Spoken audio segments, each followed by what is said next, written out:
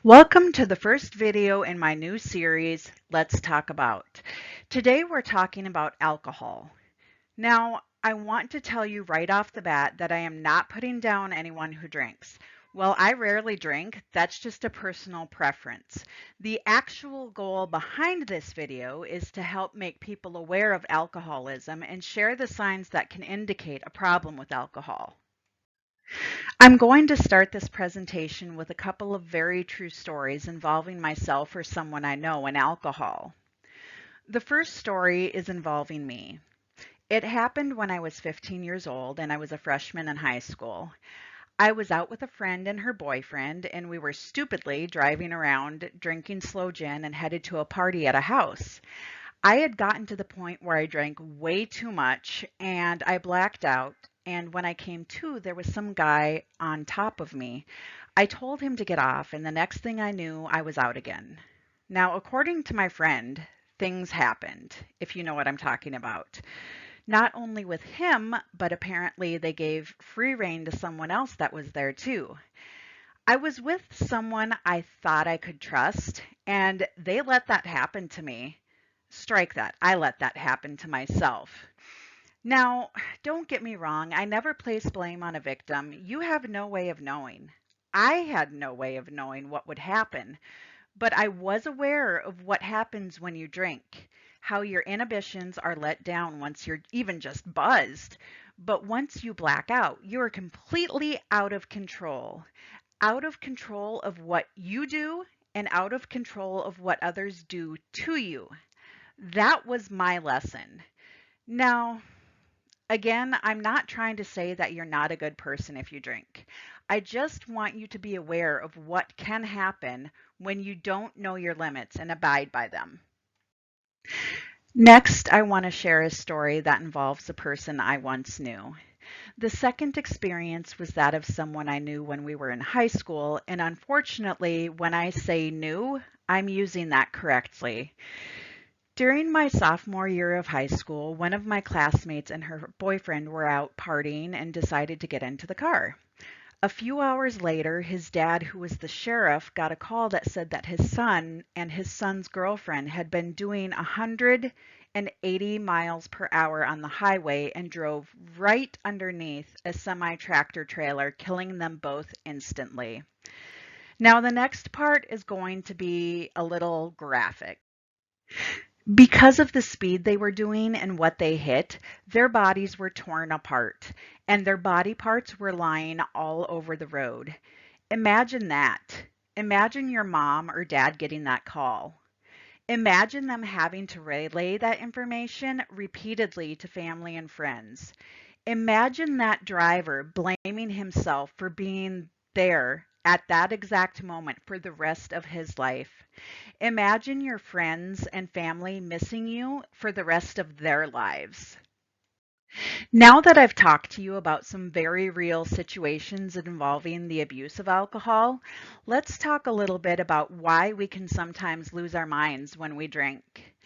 BAC is your blood alcohol content, and basically, this tells you how much alcohol you have coursing through your veins with your blood.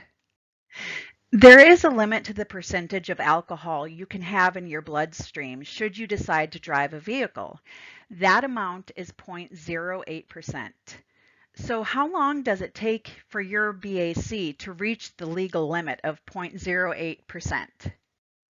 You can see here that I have two different charts. The one on the left is for women and the one on the right is for men. The reason for this is that women metabolize alcohol differently than men. This is partly because women can sometimes be smaller than men, but also because women have a greater fat content than men, and muscle allows your body to metabolize things faster than fat.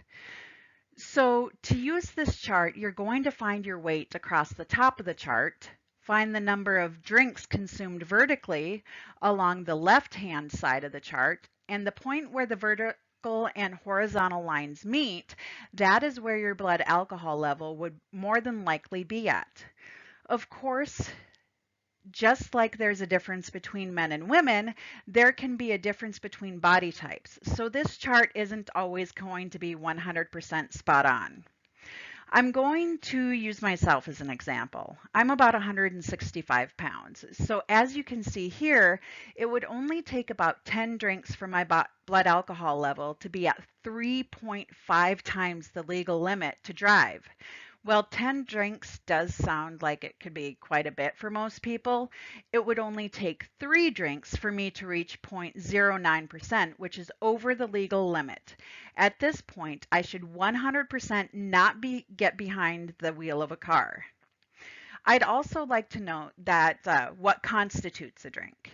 In this case, one drink is 1.25 ounces of 80 proof liquor, a 12-ounce beer, or 5 ounces of table wine. Now let's talk about how your body reacts to different blood alcohol levels. So what happens at 0.01 to 0.07? You feel mildly relaxed, maybe a little lightheaded, your inhibitions are loosened, and you feel less cautious.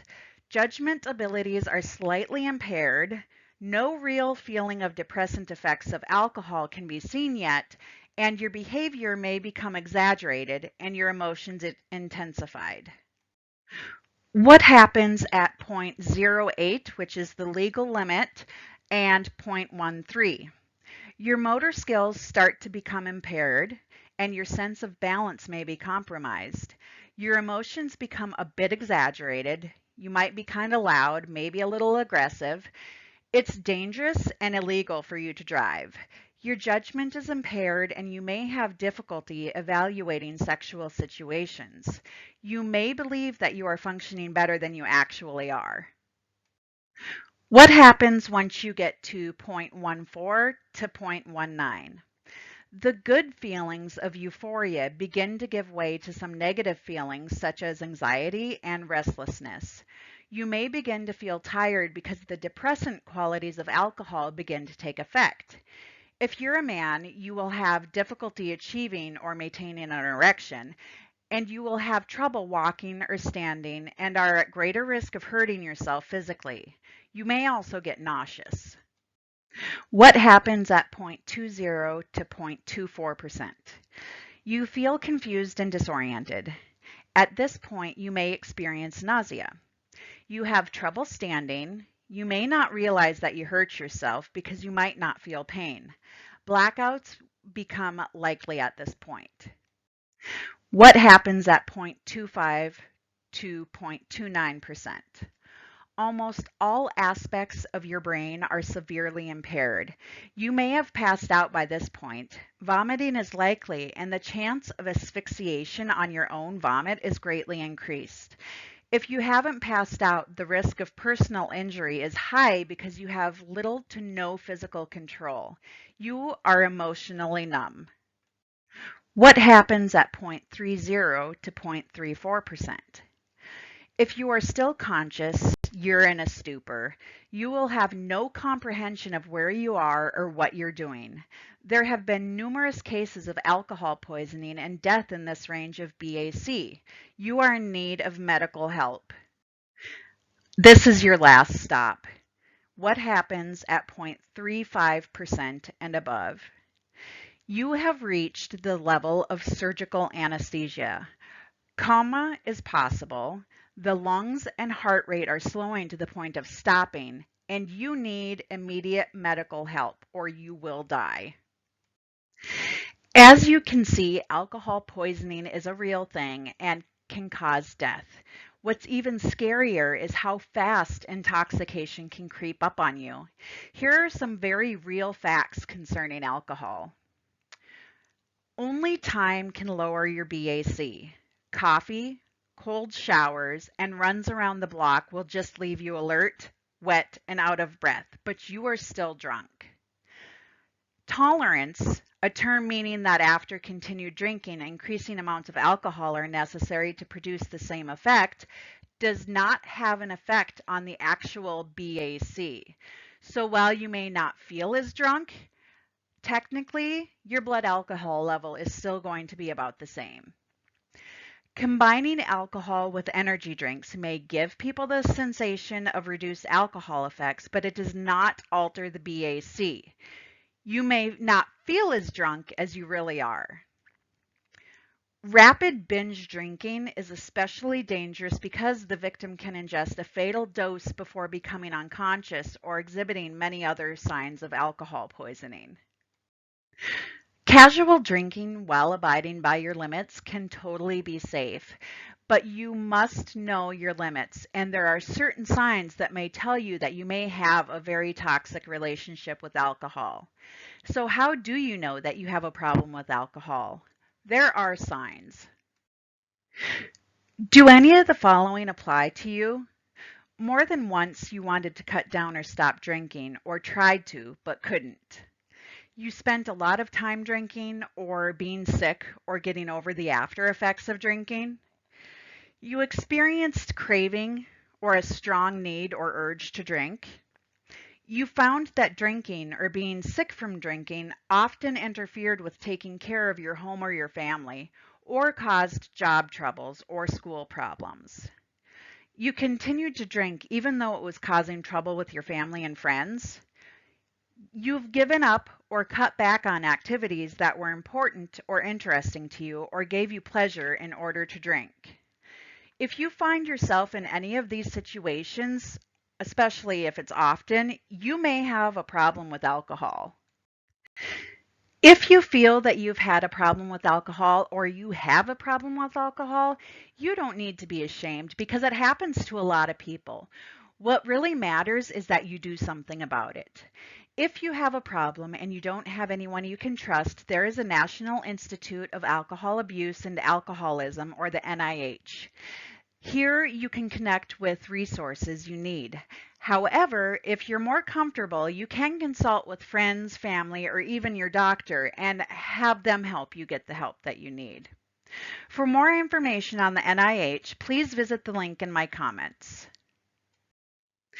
Thank you for listening. I'm only sharing my experiences so you can learn from my mistakes and don't have to make the same mistakes yourself.